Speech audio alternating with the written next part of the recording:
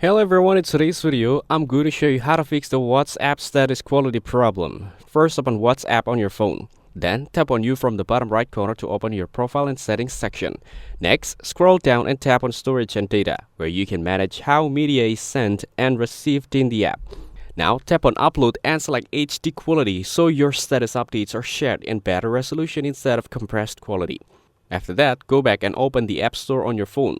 Then search for WhatsApp and update it to the latest version, since updates often fix quality and performance issues. Now go back and open Settings on your phone, then scroll down and tap on General to access System Settings.